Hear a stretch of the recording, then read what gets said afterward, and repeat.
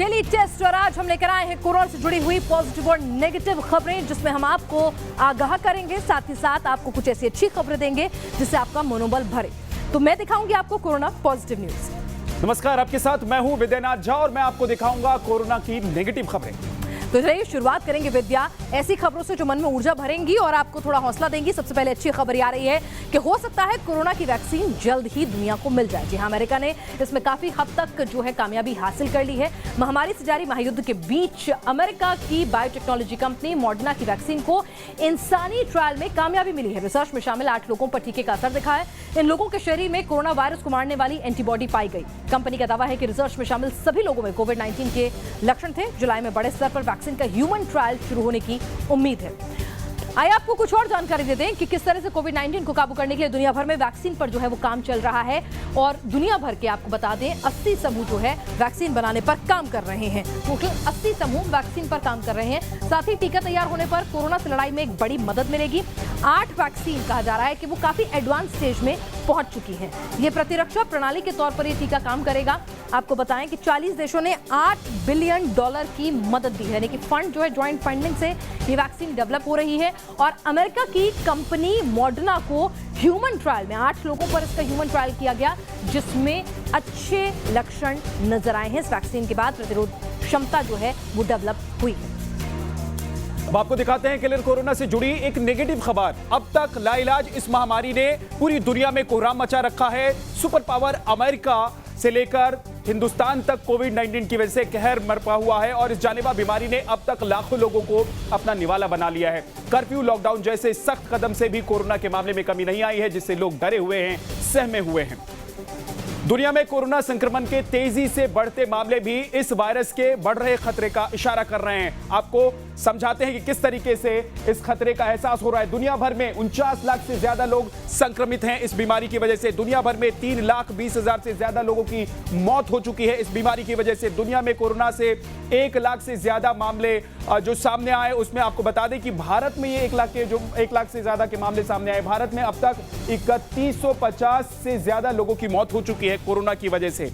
ये खबर जो है वो थोड़ी परेशान करती है। लेकिन विद्या, सबके बीच में आपको बता दें कि कोरोना सर्वाइवर्स की भी एक अच्छी खासी तादाद है और हिंदुस्तान ने 1 लाख का ये डरावना आंकड़ा तक पहुंचने में दूसरे देशों के मुकाबले एक लंबा वक्त लिया है। 1 लाख पॉजिटिव केसेस में तो सर्वाइवर्स जो हैं वो किस तादाद में लगातार बढ़ रहे हैं। रिकवरी रेट जो है वो हिंदुस्तान में काफी बेहतर है, ये भी अपने दर्शकों को जानकारी दे दें।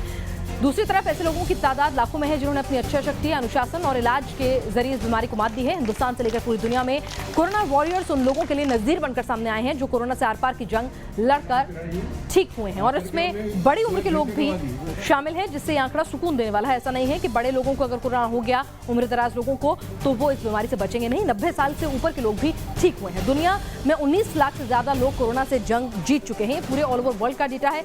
यूएस में 3 लाख से ज्यादा लोग जो हैं वो ठीक हो चुके हैं। 3,50,000 से ज्यादा लोग अमेरिका में ठीक हो चुके हैं। हालांकि वहां मरने वालों की तादाद भी 80,000 को पार कर गई है।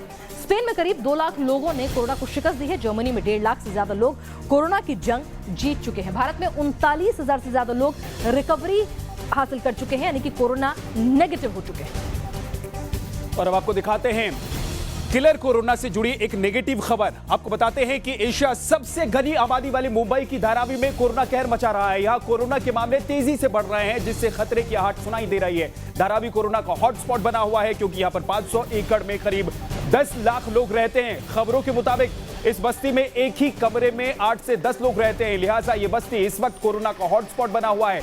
सबसे चौंकाने वाली बात यह है कि करीब 75% लोग सार्वजनिक शौचालय का इस्तेमाल करते हैं, जिसकी वजह से कोरोना काल में मुसीबत और भी बढ़ गई है, जिससे उधर सरकार को सख्ती से निपटने की जरूरत है।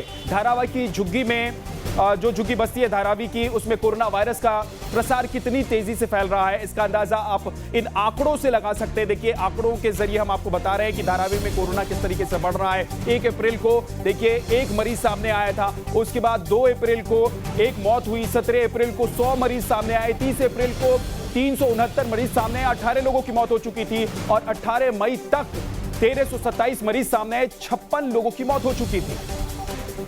लेकिन इस सब के बीच में एक अच्छी खबर मध्य प्रदेश से आ रही है। मध्य प्रदेश की राजधानी भोपाल में कोरोना के 39 मरीज डिस्चार्ज हुए हैं। अस्पताल से ठीक होकर घर जाने वालों में 2 साल का नन्हा मासूम है जो मिसरोद थाना प्रभारी और कोरोना वॉरियर निरंजन शर्मा भी मात देकर घर पहुंचे हैं। तो कितने खुश हैं ये लोग, और जाहिर सी बात है ये तस्वीरें एक नई ऊर्जा देती हैं कि जब ये नन्हा बच्चा कोरोना से जंग जीत सकता है तो फिर हम क्यों नहीं।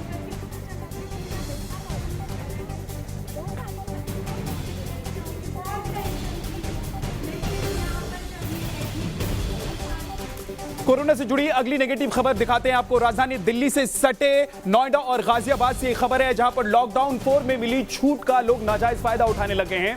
तो दिल्ली एनसीआर की सड़कों पर लंबा जाम लग गया है। दिल्ली से सटे गाजियाबाद और नोएडा बॉर्डर पर लंबा जाम लगा हुआ है। सड़क पर गाड़ियों की लंबी लंबी कतारें दिखाई दे रही है, जिसे देखते हुए प्रशासन सख्त हो गया है और दोबारा दिल्ली नोएडा बॉर्डर सीमा को फिर से सील कर दिया गया है।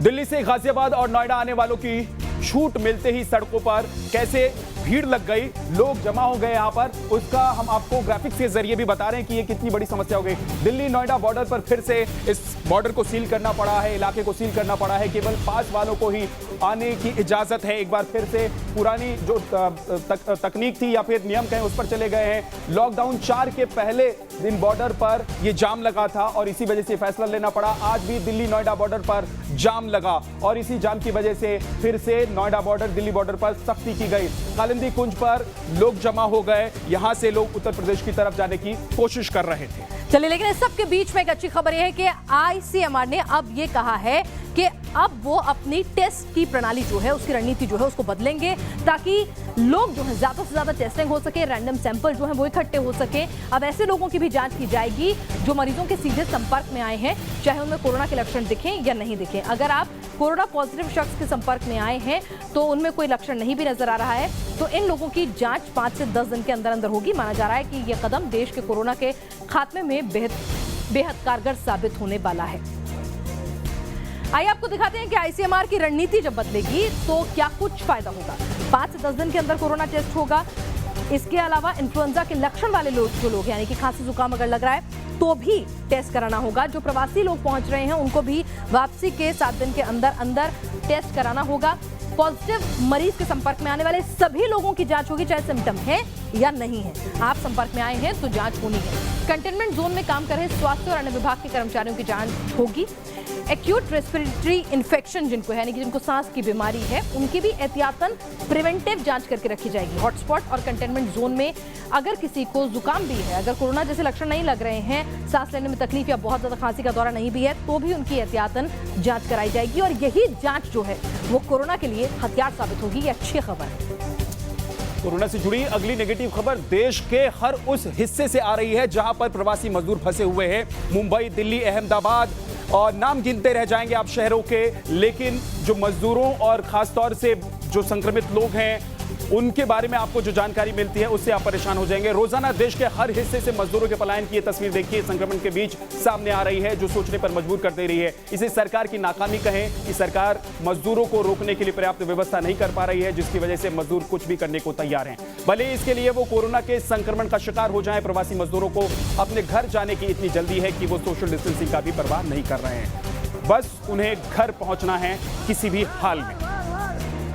देश के अलग अलग हिस्से में फंसे प्रवासी मजदूरों में घर जाने की होड़ लगी हुई है और इस दौरान कई शहर में मजदूरों का जमवट लग गया है। वहां पर वो खड़े हो गए हैं, रुक गए हैं पलायन की वजह से। 18 मई गाजियाबाद में किस तरीके से श्रमिक पहुंचे, देखिए श्रमिक ट्रेन के लिए यहां पर वेरिफिकेशन के लिए बड़ी लंबी लाइन लग गई, जाम लग गया, लोगों का वहां पर जमावड़ा हो गया। रजिस्ट्रेशन कराने के लिए प्रवासी मजदूरों की वहां पर भीड़ जमा हो गई। और इसके अलावा आपको बता दें कि 14 अप्रैल को मुंबई में बांद्रा रेलवे स्टेशन पर प्रवासी मजदूरों की भीड़ जमा हो गई। इसके अलावा 28 मार्च को आनंद विहार बस अड्डे पर यह जनसैलाब उमड़ा था, जिसकी तस्वीर आपने देखी थी। 21 मार्च मुंबई पुणे में रेलवे स्टेशन पर श्रमिकों की भीड़ उमड़ी थी और ये भीड़ बता रही थी कि लोग अपने घर जाने के लिए कितने परेशान हैं। चलिए, तो इस सब के बीच में आपको दिखाते हैं कोरोना के बीच में जो अच्छी खबर आ रही है कि कई बार धार्मिक जो संगठन है उनसे उतना सहयोग नहीं मिल रहा जिसकी उम्मीद की जा रही है, लेकिन सहारनपुर के दारुल उलूम देवबंद ने एक फतवा जारी किया है।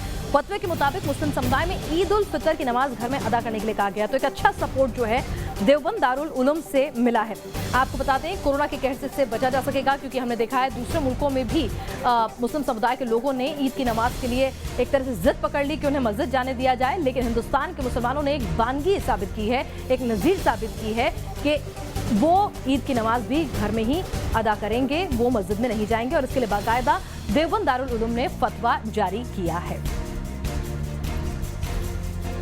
और कोरोना से जुड़ी नेगेटिव खबर पश्चिम बंगाल से आ रही है। कोरोना महामारी के बीच डॉक्टर्स और nurse front liner corona warriors हैं ये, और इनके सामने समस्या सामने आ रही है। कई दिन घरों से दूर रहकर ये लोग मरीजों की देखभाल कर रहे हैं, लेकिन पश्चिम बंगाल के निजी अस्पतालों में काम करने वाले दूसरे राज्यों के नर्सों के सामूहिक पलायन ने सरकार की मुसीबतों को बढ़ा दिया है। बताया जा रहा है कि बीते 4 दिन के दौरान मणिपुर, मिजोरम, त्रिपुरा और ओडिशा की 500 से ज्यादा नर्सें काम छोड़कर अपने गृह राज्य लौट चुकी हैं। ममता सरकार ने सभी निजी अस्पतालों से पलायन कर रही नर्सों का ब्यौरा मांगा है।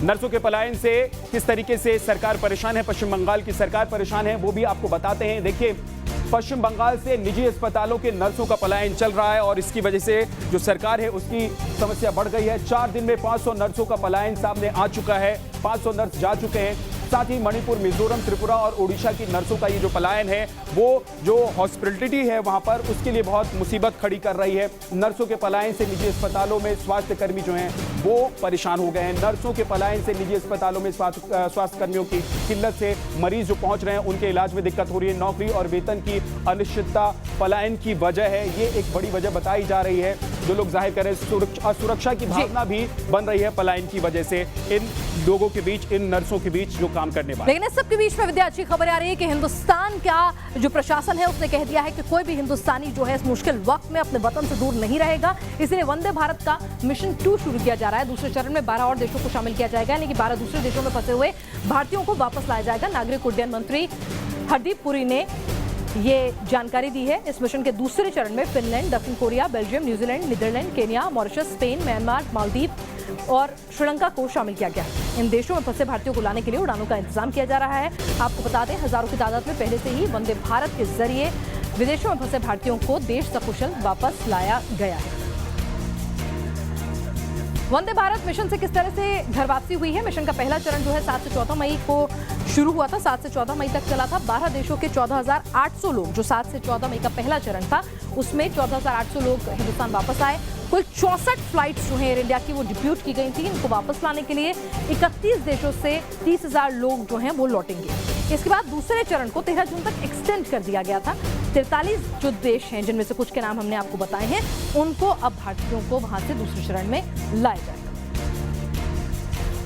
अगली कोरोना नेगेटिव खबर एक रिसर्च से जुड़ी हुई है, जिसमें चीनी डॉक्टर्स ने चेतावनी दी है कि कोरोना वायरस बाद में भी अपना असर दिखाएगा और उसका असर सर्वाइवर्स पर काफी दिन तक देखने को मिलेगा। यानी कि कोरोना को मात देने वालों पर ठीक होने के बाद भी इसका बुरा असर रहेगा।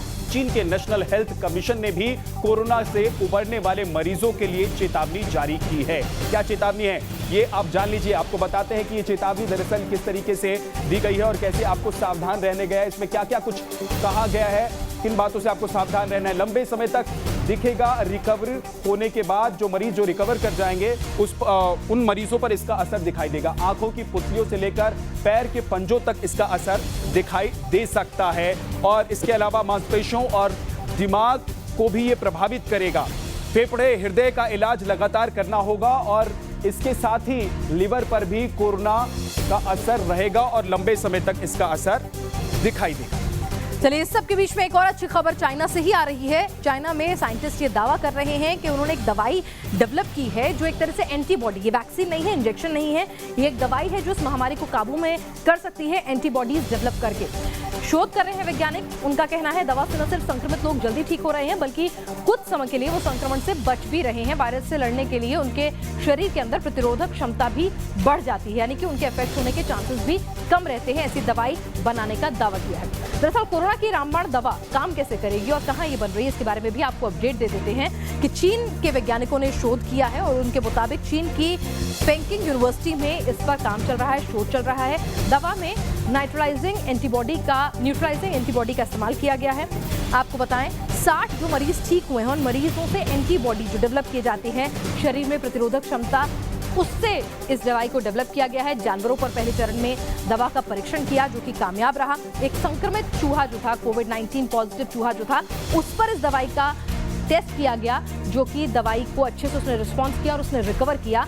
और अब कहा जा रहा है कि कुछ और टेस्ट के बाद से इंसानों में परखा जाएगा। तो एक तरफ अमेरिका में वैक्सीन, दूसरी तरफ चीन की ये एंटीबॉडी दवा। लग रहा है कोरोना से जंग विद्या हम जीत के रहेंगे। बिल्कुल, कोरोना काल में लोगों की नौकरी से जुड़ी एक नेगेटिव खबर है, लेकिन कोरोना की वजह से देश की अर्थव्यवस्था पर असर पड़ा है, तो वहीं कंपनियों में सैलरी कट और नौकरियों के जाने का सिलसिला और ऐसी बातें भी सामने आ रही है। अब ऑनलाइन कैब सर्विस देने वाली उबर ने भी अपने 14% कर्मचारियों की छटनी करने का ऐलान कर दिया है। उबर ने अपने करीब 3700 कर्मचारियों को 3 मिनट का वीडियो कॉल करके नौकरी से निकाल दिया है। सिर्फ 3 मिनट में इतने सारे कर्मचारियों को निकाल दिया गया है। उबर ने अपने कर्मचारियों को एक कॉल कर किस तरीके से निकाला और क्या कुछ हुआ इस दौरान, ये आपको बताते हैं। 3 मिनट का वीडियो कॉल किया गया था और इस 3 मिनट के वीडियो कॉल के जरिए इन तमाम लोगों को कह दिया गया कि आपकी छुट्टी हो गई है, यानी कि अब आप काम पर नहीं आएंगे, उबर से आपका कोई संबंध नहीं रह गया है।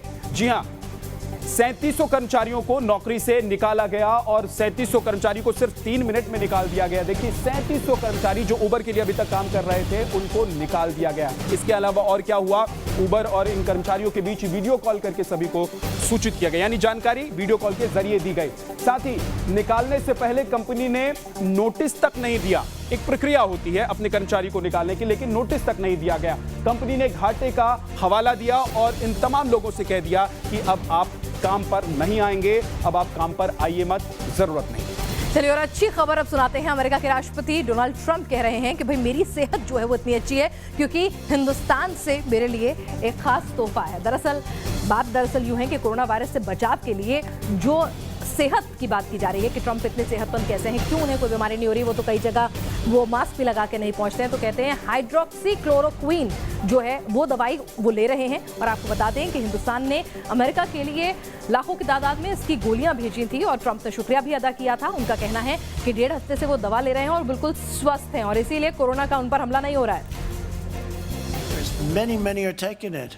I happen to be taking it. Hydroxychloroquine? I'm taking it, hydroxychloroquine. When? Right now, yeah. Yeah, when? A couple of weeks ago, I started taking it. Because I think it's good. I've heard a lot of good stories. And if it's not good, I'll tell you right. I'm not going to get hurt by it. Yeah, he did cause you a little ruckus. Whatever happened to him, by the way? Is he still working for you? तो हिंदुस्तान ने America को hydroxychloroquine जो कि malaria की दवा है और कहा जा रहा है कि कोविड-19 के इलाज में भी काफी फायदेमंद साबित होती है, वो भेजी है। ट्रंप ने शुक्रिया अदा किया है। ट्रंप खुद लेने की बात कर रहे हैं। आप मत लीजिएगा क्योंकि इस्तेमाल के फायदे के पुख्ता सबूत नहीं है और डॉक्टर के परामर्श के बाद ही लेनी चाहिए। हृदय रोगियों को नहीं लेनी चाहिए। FDA ने यूएस में शर्तों के साथ इस्तेमाल की इजाजत दी है। अमेरिकी डॉक्टर्स जो हैं ब्रिटेन, स्पेन और चीन में 20 से ज्यादा टेस्ट जारी किए हैं। कुछ लोग कहते हैं कि ये दवाई नहीं लेनी चाहिए जिनको हार्ट पेशेंट है या किडनी जिनकी खराब है। मलेरिया के बुखार को कम करने में इसका इस्तेमाल होता है। और आपको बताएं कि लगातार इस बीमारी को लेकर इस दवाई को लेकर शोध चल रहा है कि ये 100% प्रूफ है कोरोना के इलाज का या नहीं। फ्रांस ने दवा के साइड इफेक्ट को लेकर चेतावनी भी जारी की है। तो ट्रंप ने तो डॉक्टर्स की सलाह से ली है और हिंदुस्तान को एक तरह से अपने अंदाज में शुक्रिया अदा भी किया है। अब आपको दिखाते हैं दिल्ली से कोरोना से जुड़ी एक बड़ी नेगेटिव खबर। कोरोना की वजह से केवल मजदूर ही पलायन नहीं कर रहे हैं, मजबूर नहीं है, बल्कि दिल्ली के स्कूलों में कॉन्ट्रैक्ट पर काम कर रहे टीचर भी पलायन करने के लिए मजबूर हो गए हैं। केजरीवाल और मनीष सिसोदिया भले लाख दावे करें, लेकिन दिल्ली सरकार के स्कूलों में कॉन्ट्रैक्ट पर काम करने वाले कंप्यूटर टीचर पलायन कर रहे हैं। बताया जा रहा है कि इन लोगों का कॉन्ट्रैक्ट खत्म हो गया है, जिसकी वजह से इनकी नौकरी चली गई है और अब इनके सामने रोजी रोटी की परेशानी खड़ी हो गई है। दिल्ली में टीचर भी पलायन करने के लिए मजबूर हो गए हैं और क्या कुछ हो रहा है ये आपको समझा देते हैं, तफसील से बताते हैं। कॉन्ट्रैक्ट टीचर्स पर दिल्ली सरकार की बात गिरी है। इनका जो कॉन्ट्रैक्ट है उसको रिन्यू किया जाना था, लेकिन कॉन्ट्रैक्ट खत्म होने पर नौकरी से अब इन्हें निकाल दिया गया है। रिन्यू नहीं हुआ इनका कॉन्ट्रैक्ट, नौकरी ही चली गई। बल्कि कंप्यूटर टीचर पलायन करने के लिए इसी वजह से मजबूर हो गए हैं क्योंकि अब उनके सामने रोजी रोटी की दिक्कत शुरू हो गई है। कॉन्ट्रैक्ट खत्म होने पर सरकार ने रिन्यूअल नहीं किया है, जैसा कि मैंने आपको बताया, रिन्यूअल नहीं किया गया है। कॉन्ट्रैक्ट टीचर्स की चली जो लगातार बातचीत चली उसका भी कोई नतीजा नहीं निकला। 8 से 10 टीचर पलायन कर चुके हैं, ऐसी जानकारी मिल रही है। और भी टीचर्स हैं जो पलायन कर सकते हैं। सिर्फ पॉजिटिव खबरों को अपने अंदर समाइए, नेगेटिव से सावधान होइए और कोरोना की जंग जीतिए। लेकिन मुश्किल हालात हैं और आपकी जो हिम्मत है वही आपको जीत तक ले जाएगी। कोरोना से जो हम लड़ाई लड़ रहे हैं उसमें हम जीत पाएंगे। तो आज नेगेटिव पॉजिटिव खबर में पिनाज इतना ही। कल फिर लेकर आएंगे हम कोरोना से जुड़ी हुई ये नेगेटिव और पॉजिटिव खबर।